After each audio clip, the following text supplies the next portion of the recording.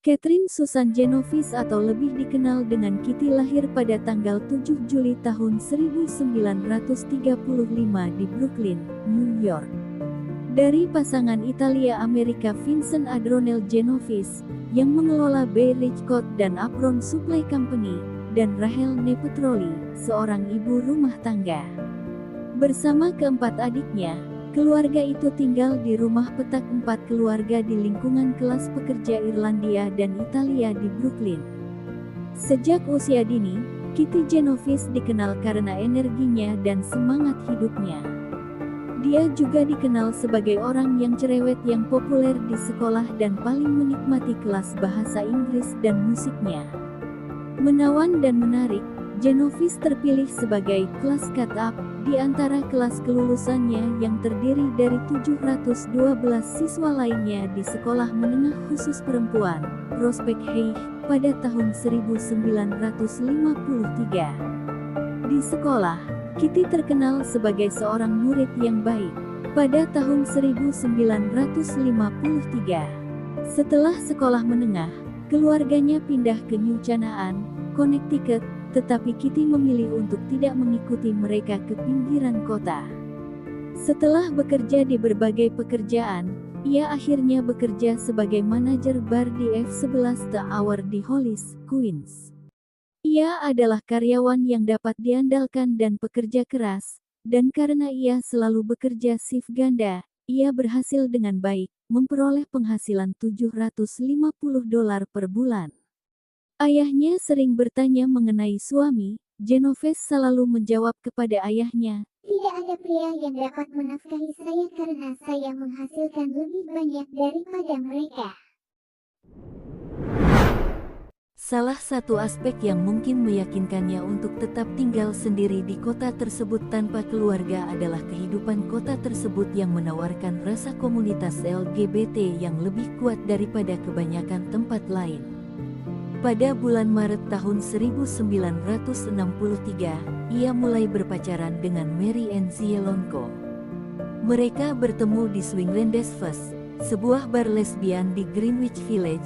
Genovese dan Zielonko akhirnya pindah ke sebuah apartemen di 82-70 Austin Street di lingkungan kelas menengah Co Gardens, Queens.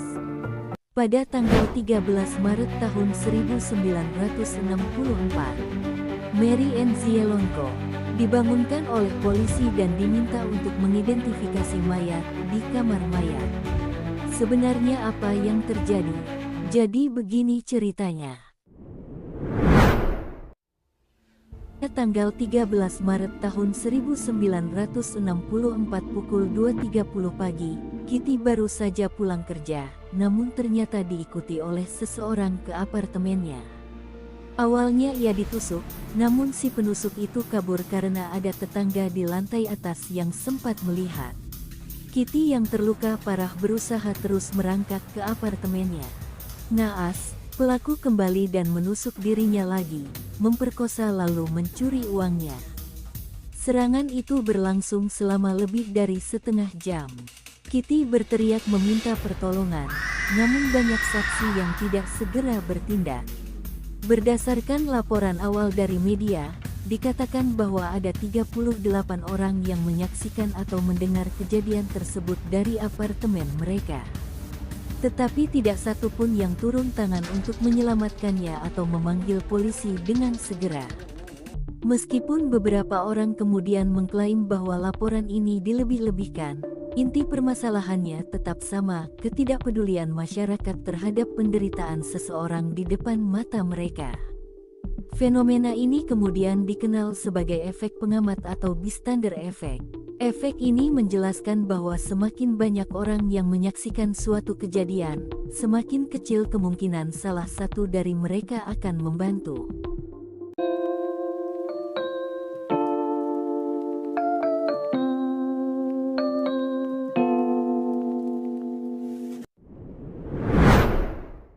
Winston Moseley, Lahir tanggal 2 Maret tahun 1935, penduduk asli Manhattan berusia 29 tahun. Seorang operator mesin bisnis ditangkap dalam perampokan rumah 6 hari setelah pembunuhan tersebut. Ia juga mengakui pembunuhan Catherine Genovese dan 2 korban wanita lainnya di Queens. Korban pertama, Barbara Kralik, 15 tahun, ditikam di rumahnya pada tanggal 20 Juli tahun 1963. Korban kedua Moseley, ibu rumah tangga Ann Johnson, ditembak dan kemudian dibakar sampai mati pada tanggal 29 Februari 2 minggu sebelum serangan Genovese menjadi berita utama di New York. Pengacara pembela Moseley mengumumkan rencana untuk menyatakan kliennya bersalah karena alasan kegilaan, tetapi ada masalah dengan kasus penuntutan. Inspektur Kepala Frederick M. Lucen, yang bertanggung jawab atas detektif di wilayah itu dan seorang veteran investigasi pembunuhan selama 25 tahun, masih terkejut. Ia dapat memberikan penjelasan yang faktual tentang banyak pembunuhan. Namun, pembunuhan di Kew Gardens membuatnya bingung bukan karena itu pembunuhan, tetapi karena orang-orang baik gagal memanggil polisi. Saat kami merekonstruksi kejahatan tersebut, katanya, pelaku memiliki 3 kesempatan untuk membunuh wanita ini dalam waktu 35 menit. Dia kembali 2 kali untuk menyelesaikan pekerjaannya. Jika kami dipanggil saat dia pertama kali menyerang, wanita itu mungkin belum mati sekarang. Inilah yang menurut polisi terjadi pada pukul 3.20 dini hari di kawasan Austin Street yang tenang, kelas menengah, dan dipenuhi pepohonan.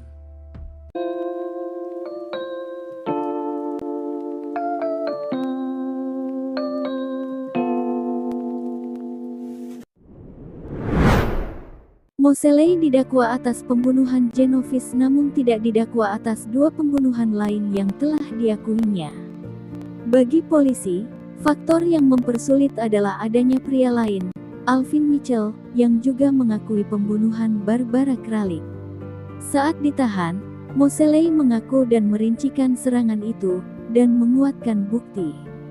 Sidang Moseley dimulai pada tanggal 8 Juni tahun 1964, dan dipimpin oleh Hakim J. Irwin Shapiro. Moseley awalnya mengaku tidak bersalah, tetapi pengacaranya kemudian mengubah pembelaannya menjadi tidak bersalah dengan alasan gila. Juri berunding selama 7 jam sebelum memberikan vonis. Dalam persidangannya, Moseley dinyatakan bersalah atas pembunuhan dan dijatuhi hukuman mati. Moseley tidak menunjukkan emosi apapun, sementara beberapa penonton bertepuk tangan dan bersorak. Hukumannya kemudian diubah menjadi penjara seumur hidup. Ia memenuhi syarat untuk pembebasan bersyarat pada tahun 1984. Dewan menolak permintaan pembebasan bersyaratnya. Moseley kembali untuk sidang pembebasan bersyarat pada tanggal 13 Maret tahun 2008, peringatan 44 tahun pembunuhan Genovese. Dia terus menunjukkan sedikit penyesalan atas pembunuhan Genovese, dan pembebasan bersyaratnya kembali ditolak. Moseley ditolak pembebasan bersyaratnya untuk ke-18 kalinya pada bulan November tahun 2015 dan meninggal di penjara pada tanggal 28 Maret tahun 2016 pada usia 81 tahun, setelah menjalani hukuman selama 52 tahun. Hal ini terjadi karena setiap individu kasus ini memicu diskusi luas tentang tanggung jawab sosial dan memengaruhi perubahan dalam sistem darurat Amerika Serikat. Dalam kasus Kitty, para saksi mungkin berpikir bahwa orang lain telah menghubungi pihak berwenang, sehingga mereka memilih untuk tidak mengambil tindakan. Merasa bahwa orang lain akan bertindak, sehingga tanggung jawab terasa terbagi. Kasusnya sangat mengemparkan, memicu diskusi luas tentang tanggung jawab sosial dan memengaruhi perubahan dalam sistem darurat Amerika Serikat. Salah satu dampaknya adalah pengembangan sistem panggilan darurat 911 yang mempermudah orang untuk melaporkan situasi darurat tanpa ragu.